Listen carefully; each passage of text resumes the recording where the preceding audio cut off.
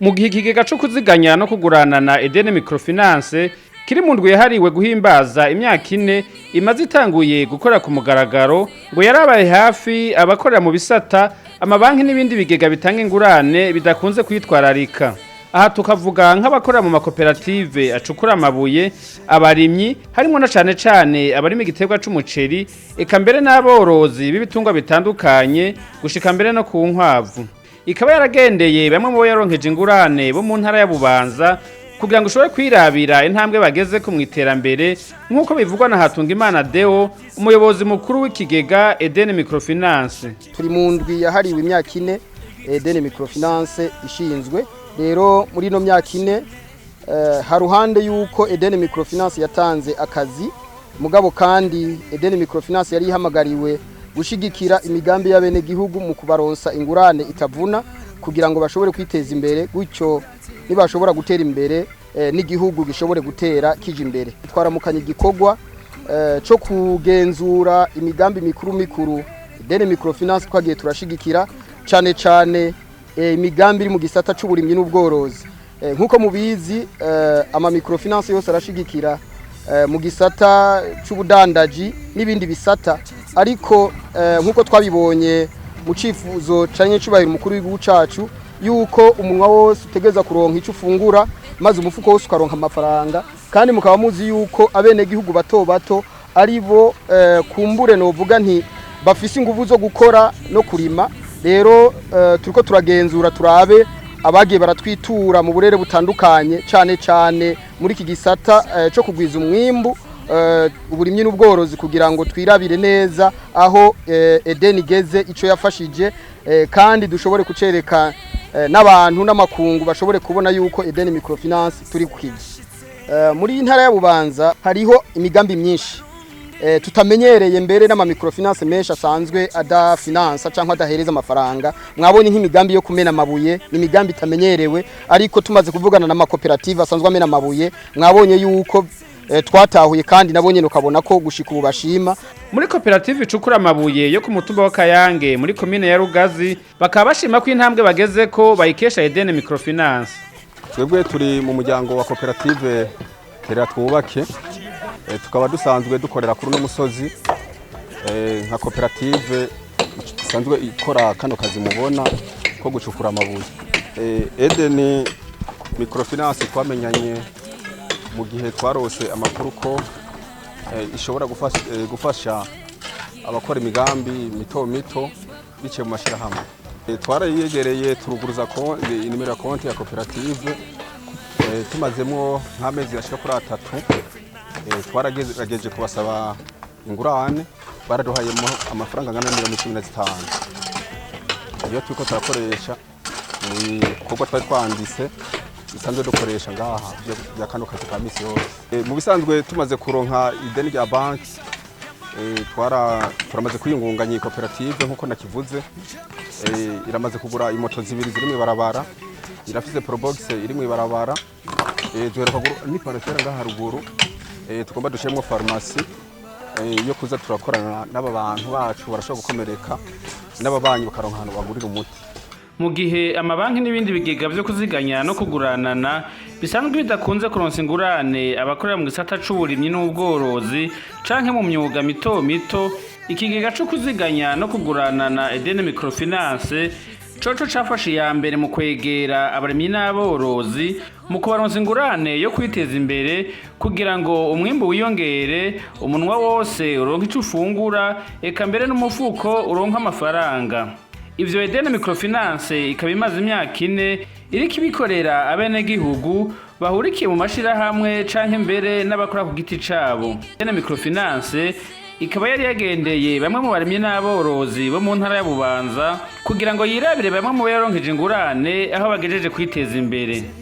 Akarorero akaba ari umwe mu borozi bo ku mutumba Kizina muri commune ya Bubanza avuga ko yashoboye kwagura uruhongore rwiwe kubw'ingurane yaronkejwe na Edene Microfinance. Edene yaraje dusanga ku kivi nkuko biri nkuko mwabonye kari iraro ryagutse, twarakoze hama dusa n'abagondani hama turabitura. Baradufashije baraturonsa uburyo kuko uyu mwimbu dufise wa maritira ashika ku 180 ntaho tuba turashikako. ubwa mbere twaramanje turubaka uruhongore hama uburyo busa n'ubwo kuzama twitura Eden nkuko twahora tubitsa amafaranga dushobora kuba tworonka ku munsi kuko twabona yuko umwimbu turonka ku hantu twashize uburyo bwinshi ari mukeye aca baratuzamura ubwa mbere twaronka amaritiro 15 ariko ubu tugeze ku maritiro 180 umunsi wose sininka gusa kuko nkuko mwabibonye turiko turitegurira gushiramwo n'amafi kuko nk'urukwavu rashobora kuba bwogira ikibazo mugabo twaca turutegura tubonye amagara make yago kashobora no kuruhereza ifi kandi na yamase nayo nyene gutuma twashatse kubinwanisha yamase turonse inka iduhaye turayatabiza twongera tukayihereza iki ibitungwa bimwe bimwe nkajya amafi ko mwabibonye ntibitugora kwishura kuko ibikorwa byacu ku mahera baba baturonkeje mu kwishura umwimbu nkuko mwawubonye uva hanyene nk'umuvyeyi wacu twatanguranye tubisaba gutera imbere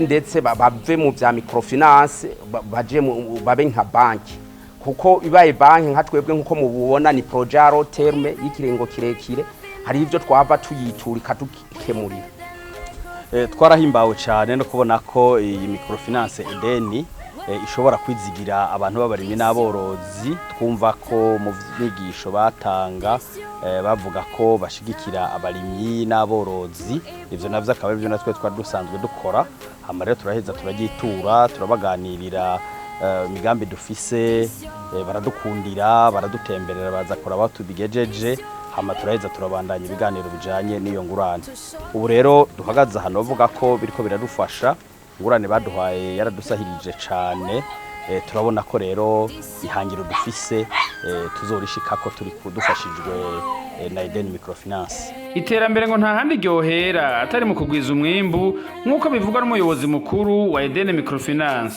twaratahuye yuko iterambere ritegereza guhera mu kugwiza umwimbu nivyo ama Microfinance menshi canke ama banki aratinya gushigikira imigambi cyane iri mu gisata c'uburimyi n'ubworozi ariko nibaza yuko hanini nuko bataronka umwanya wo gushika ku rubuga uri kuraraba nk'iyi mirima iri ngaho inyuma yanje murabona yuko ari mirima iteye igomwe kandi muri iki gihe abantu barimbura kandi bakimbura cyane rero gushika ubu nivyo ntawe wovuga yuko atabaduheranira canke atabo bitagora kuko barayamaze ngo nta nyambo ibura gahonze muri ntara ya Bubanza mwabonye imigambi y'ubworozi cyane mbere harimo n'ubworozi butamenyerewe ubworozi bw'inkwavu murazi yuko ari hangiro na vision yanye n'icubahiro umukuru w'igihugu cyacu Burundi aheruka gutanga urabona yuko mu banywanyi bacu ari batwituye batubwira yuko nabo bariko barakora uwo mugambi rero twarabagendeye tubona umugambi mwiza rero turakenguruka ino ntara kuko irimo imigambi myinshi y'iterambere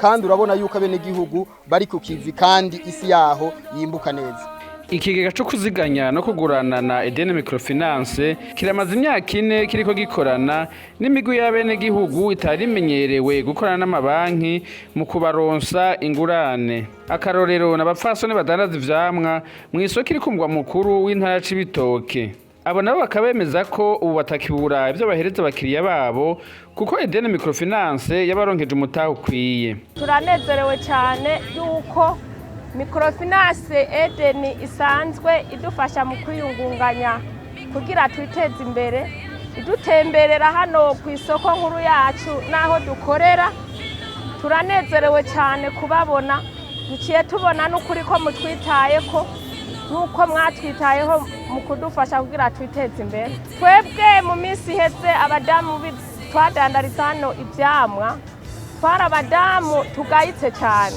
ariko twagize uku tubona Microfinance Eden iraje iravuga ati twebwe turondera abantu bafise ibyo bakora baticaye natwe turababwira ati nukuri twebwe turafise ibyo dukora mugabo tubuze uburyo burya Eden yacivuga ati nimuze twicare tuganire mutubwire ikibazo mufise hama tubabwire natwe intumbero yacu twaricaye turaganira turababwira yuko ikibazo dufise ari uko dufise imitahe mito iyo twifuje kurangura ibidandazwa tugenda tukarangura ibidandazwa bike tugaca dusanga turiko turabura ibyo tuha abakiriya kandi abakiriya dufise ari benshi ugaca usanga abakiriya bacu bagiye bidoga bavuga yuko iri soko ridateye imbere Edeni rero imaze kuza n'ukuri yaradufashe mu mugongo iraduha ingurane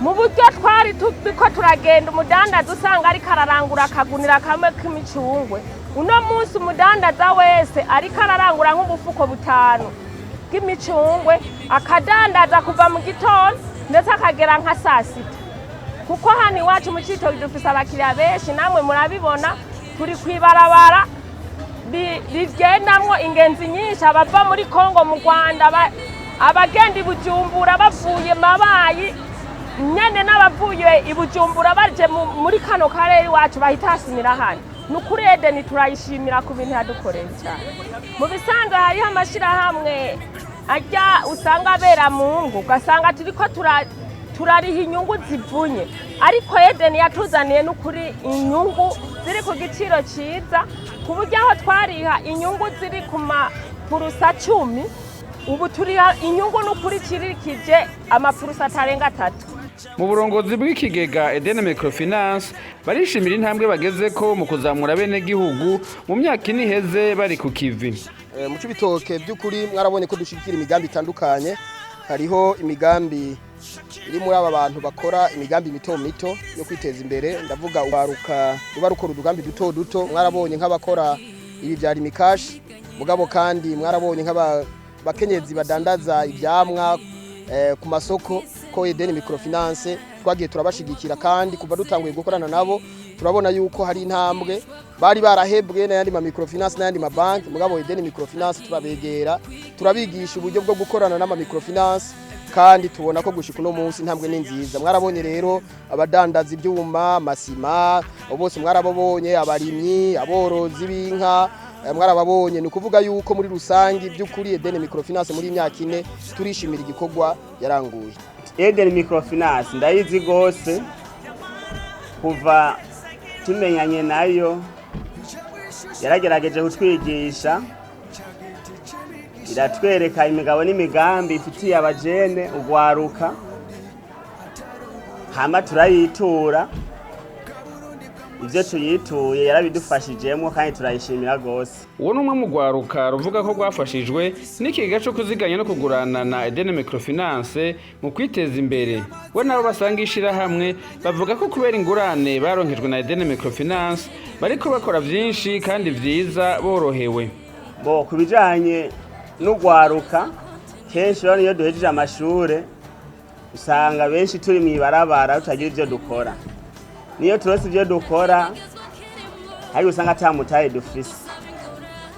Tumaze rero kumva imigabo n'imigambi ya Edeni Microfinance twarayituye turayibwira twebwe turafise agashira hamwe k'abatayeri mu isoko twashaka rero mudufashe naho turayiye dushobora kuronka nk'ibikoresho bimwe bijanye n'ivyo gushona duhereye ku matisi inyuzi n'ibinyere mubona ngaha anye ivyo vyose twarabidondoye bavuga ati karibu muze kugira ngo namwe mushobore kwiyungunganya baratwakiriye vraiment batugira abizigirwa natwe turabizigira imaze kuduhereza umutahe ubu unye ndashima vraiment nta ngorane fise mu kazi kiwanje tugiye nko kurangura twatwara umutahe muke tukaca tubura ingene tuza turaronka amatere zikwiriye canke inyuzi amadantere amatirete najya mariba mugabo bamaze kuduhereza ubwo buryo twashoboye kuronka umutahe muremure ndashobora kumara ukwezi canke amezi abiri ntasubiye kuja kurangura ndi ngaha nyene. Sabo gusa nasibomana Beri umudandaza w'ivyuma vyo kubaka aho ku mugwa mukuru w'intara ya Cibitoke aremeza ko Edeni Microfinance yamudugirije umutahe mu kumuha ingurane ku nyungu itavuna. Dusanzwe tudandaza ibintu by'inyubako amarangi amapera beto n'amabati n'amasima n'ibindi byose biri mu kazi kacu dusanzwe dukora.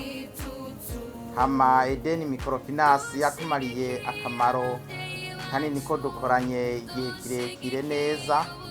Edeni Microfinance kuva rutangiye gukorana wahora ujana nka miliyoni 2-3 kurangura urashobora kujana 5-6 kubwuko yadufashe mu mugongo. turabishima cyane gose kuko twayituye ikatwumviriza ubu biriko bigenda neza. Si ivyo gusa n'abashimye gukorera mu gisata c'uburimyi nabo nyene ngo kuva batanguye gukorana na Eden Microfinance ngo baraguye uburinganire bw'uburimyi barimirako ngo bakaba mbere baranahungukiye ku buryo bishura Eden rya Eden Microfinance bitabavunye. Microfinance Eden yarankuye mu mbari, yaramfashe mu mugongo mu kundosa agatahe ko kurima. Jewe turavye ingene dusanzwe tukorana no ishimira nkayikengurukira kuno yafashe mu mugongo. Umva ubu mukenyezi nawe nyene mu nkingi y'iterambere twese turimo kuko turashoboye. Jewe Eden Microfinance novuga ko ari umubanyi wanje, ari inshuti magara kuko tumaze gukorana byinshi mu bijanye n'uburimi, mbere se ni mu budandaji kuko je twatangiye kumenyana nahereye mu budandaji. Uko dukorana na Microfinance Eden ni uko inyunganira muri credit kungurana imba nasavye kugira ngo nkore ibikorwa byiza bitera imbere. Cyo novuga ko nirata kwera Microfinance Eden nuko kuva dutangiye gukoranira nayo je nari ku ntambwe kurima hectare 5 ariko ndima hectare 10 nkaba mfise na motopompe zibiri nitegurira kurima mu periode yici kugira ngo uburimbi bwanje buzebandanye kugenda neza. Jewe ku bwanje mbona ko inyungu dusaba ari nziza cyane kuko igihe cyose dukoranye ntaho ndigera nanirwa kuriha kandi nta na penalty barigera banje dukorana neza nabo. Ngo ntaworeka kwitura Eden Microfinance mu mugambi we kwiteza imbere kuko akanyungu isaba aba yaronkeje ingurane ngo akanyungu katavuna.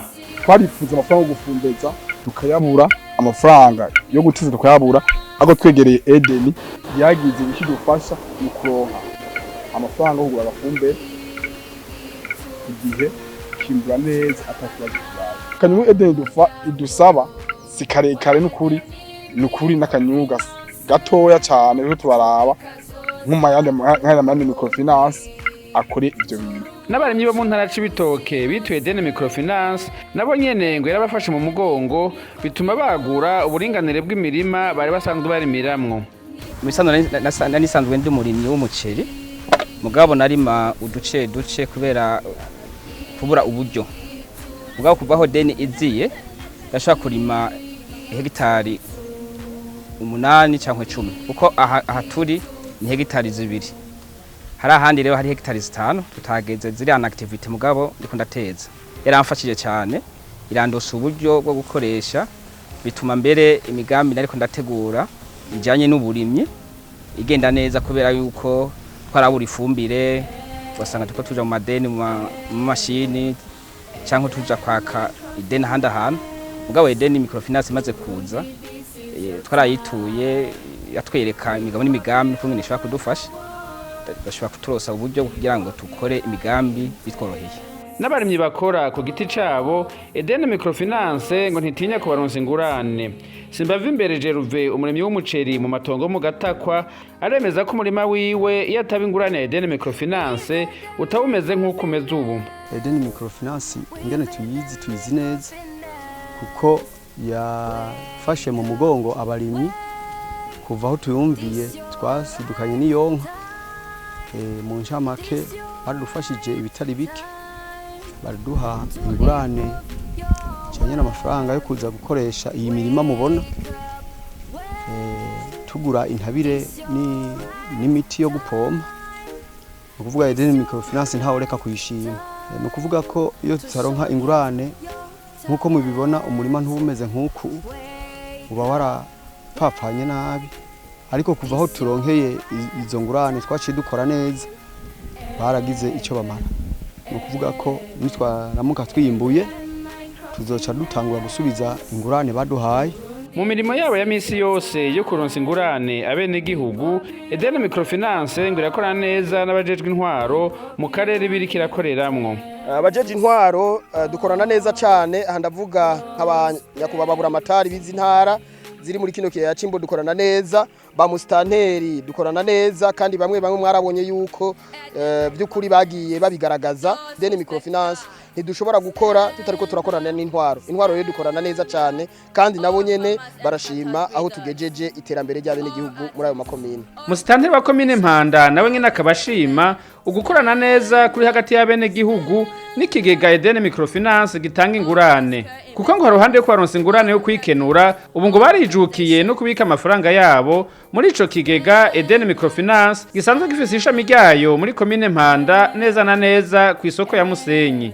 Nanguye gushima nshimira abasanzwe barongoye deni Microfinance ku cyumviro cyiza bagize kugira ngo bashobore kuza gukorera ino komine yacu za Mpanda kuko ino komine dusanzwe turima cyane imbere tukorora tukanadandaza kuko dusanzwe dufite n'isoko navuga ko ari isoko ihurumbirwa n'abantu benshi.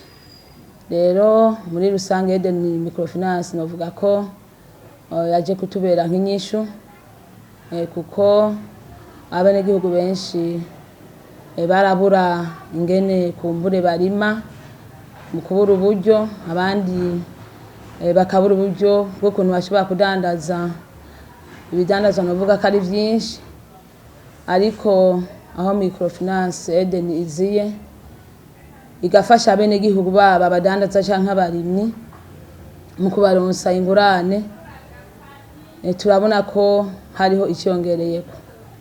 Rero deni Microfinance irafise akamaro kanini ngaha muri komine yacu za Mpanda. No mubajejwe intwaro mu ntara ya Cibitoke barashima intererano ya deni Microfinance mu iterambere ry'abene gihugu. Microfinance deni turayizi cyane muri komine yacu ya Rugombo. Ibyo bakora navyo turabizi ko bafasha abene gihugu mu kubaha ingurane kugira ngo umurimyi ashobore gutera imbere. Birasaba uburyo kugira ngo bwa mbere ashobore kurima kijambere. Ni biza rero ko abafise ahakura uburyo bushobora kumufasha kugira ngo aronke ibikoresho byo kurima twavuga nk'amafumbire n'ibindi. Iyo rero baronse abo bakorana nk'Microfinance birabafasha kuko uri kurara abo bakorana n'abantu batangwe bakora barima imirima mito mito ariko ubusanga bariko bagenda baduga barima imirima minini bivanye nuko baronka uburyo. Imyaka 4 bamaze bariko barakora ibikorwa bakora novuga ko bivuga ibikorwa biboneka. Bwa mbere turabakeje kuyo ntambwe bashoboye gutera kugira kabiri tukabasaba ko bo bandanye bashiramo ingufu kugira ngo bagure uburere. Nivyo aha muri komine imwe ntara Cibitoke iyo Microfinance iri ngaha muri komine Rugombo ariko iyo tuko turavugana n'abandi urumva ko nabo bipfuza ko yo hava ijana mu burere barimwo hama ikindi naco bakagerageza bagashiramo ingufu kugira ngo bikunze ishobore kuba banki kugira ngo igire ingufu ishobore gufasha benshi. Abanywanyi bituye kiga cyo kuziganya no kuguranana deni Microfinance bo mu ntara ya Rumonge baremeza ko umurindi w'ibikorwa bariko barakora wiyongereye kubw'ingurane bahawe na deni Microfinance. Akarorero ni muri koperative y'abarimyi bo muri zone ya Kigwena basanzwe barimira mu matongo mu Gatakwa. Honorine Ndaruzaniye arongoye koperative twungurunani mu burimyi aremeza yuko deni Microfinance yabafashije mu bitari bike mu bijanye n'uburimyi. Edeni tuyizi neza cyane aho twahora tugenda gusaba ingurane tukaza gusaba ingurane ugasanga ya ngurane dusabye ntibikunda ko umurima wacu ushobora kwera kandi bidakunda ko dusubirayo ngo tubabwire ati umurima ugeze aha twongere. Ariko Edeni rero ahantu yadukuye ahantu tugiye kuyisaba yo ubwayo yaratwagukiye iratubwira neza ko tugenda tukarima kandi aho umuntu umurima uzobugeze ntahore asubirayo akavuga ikibazo afise kuwo murima kandi bakamwongera ayandi. Edeni rero kuva twigiyemwo turabona karusho kanini cyane aho umuntu yarima ahantu hato ubu yaguye. No kuri centre medical gira mahoro aho mu ntara ya Rumonge bavuga ko ingurane baronkejwe na deni Microfinance yabafashije kwagura aho bakirira abarwayi. Ivuriro ryacu twahuriye ngaha mu Rumonge bazanye adresse yabo ku isoko nkuru ya Rumonge hanyuma turumva imigambi bafitiye abadandaza bene igihugu mu bintu bitandukanye haba mu by'amagara y'abantu canke ubworozi uburimyi n'ibindi natwe tuca turabanguka rero turagenda turabaza hanyuma turuguruzayo aya makonti hanyuma ku bakozi batari bafise izindi nshingano ahandi nabo nyene bumvise imigambi imeze neza nabo nyene bamwe barashoboye kuja kuguruzaho konti bahemberwa baraduhaye dekuvere tugize ikibazo harashobora kuba ikibazo tuba tumaze iminsi dufise ikibazo ca korera aha mu ntara ariko natwe naho dukora ibyacu turashobora kugerageza ngene twitegura kugira ngo nk'uwo twakereshe yo kumushira ahantu ha wenyene murabona aho turiko turabyubaka ngaha rero uburyo kubera bwari bwatubanye buto twarabituye baraduha icyo bita dekuvere ingurane ntoya kugira ngo tushobore guheza ibyo bikorwa mu ntumbero yo kwitegurira kurwanya icyo kiza twe twiha agaciro nk'umuparteneri wacu kumva baradufashije. Ubuyobozi bw'ikigega cyo kuziganya no kuguranana ideni Microfinance uno munsi twarabiye hamwe muri kino kiringo cyane imigambi iri mu burimyi n'ubworozi mu ntumbero yo kugwiza umwimbo. Uno munsi rero twari twaje hano kuri uno mwonga wa Gatakwa hano muri zone ya Kigwenda mu ntara ya Rumonge kugira ngo naho nyene tuhishikire kuko turafise abanywanyi benshi bakorera hano mu gisata c'uburimyi kugira ngo turabe uko umwimbu uzoba wifashe muri kino gihe mugabo kandi turabe yuko abo twagiye duhereza ingurane by'ukuri bari ku kivi. Rero twasanze umwimbu ushimishije turakenguruka ko abanywanyi twakoranye bari ku kivi guco bikabafasha kwisununura cyane mu iterambere ry'ingo zabo ariko kandi bigashigikira n'igihugu mu iterambere ry'igihugu. Rero nkuko nyene icubahiro yabishikirije muri wa mugambi wuko twifuza igihugu c'u Burundi cifashe mu myaka ya 2040 mugabo kandi igihugu giteye imbere muri 2060 birasaba rero yuko umwe wese akora igikorwa ciwe. Twebwe rero nka Microfinance Eden turiko turakora cyane dushigikira muri iki gisata cyo kugwiza umwimbu kandi turabona yuko by'ukuri ibiharuro bishimishije. Nitwa Deo Hatungimana nkaba ndi umuyobozi mukuru wa Eden Microfinance. Eden Microfinance ni ishirahamwe ryo kuziganya no kuguranana ryo mu muce wa mbere ico no kwita première catégorie. Rikaba rero ari ishirahamwe ryashinzwe n'abene gihugu abanyamitahe bashoboye kuja hamwe kugira ngo bashobore gushinga rino shirahamwe. Rino shirahamwe ryacu rero rikaba gushika uno munsi rikorera mu ntara novuga zine aho dufise ibyicaro. Ukuvuga ko haruhande y'icicaro gikuru dufise mu gisagara ca Bujumbura turafise n'ikindi cicaro gitoya mu gisagara ca Bujumbura nyene mugabo muri commune ya Ntahangwa aho basanzwe bita kuri Kotebo. Tukaba dufise n'ikindi cicaro ku Musenyi muri commune ya Mpanda mu ntara ya Bubanza. Tukaba dufise icicaro muri commune ya Rugombo mu ntara ya Cibitoke. Tukaba dufise n'ikindi cicaro muri commune ya Rumonge mu ntara ya Rumonge.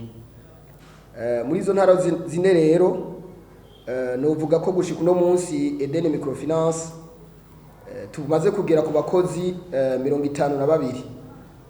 Abo nibo bakozi Eden Microfinance igeze ko imaze guha akazi. Tukaba turiko turakora dushigikira abene gihugu cyane mu migambi ikomakomeye. Ndavuga nk'umugambi w'uburimyi n'ubworozi, umugambi w'ubudandaji n'iyindi migambi mito kumbure itamenyerewe ariko muri Eden Microfinance tukaba nayo nyene tuyishigikira. Ahantu uvuga nk'imigambi y'ugwaruka usanga bakora imigambi mito yo kwiteza imbere, haba bajya ubona bakora marimikash batanga amayinite, bajya bakenyeza ubona badandaza ivyamwa hirya no hino, bajya bose muri Eden Microfinance turabashigikira.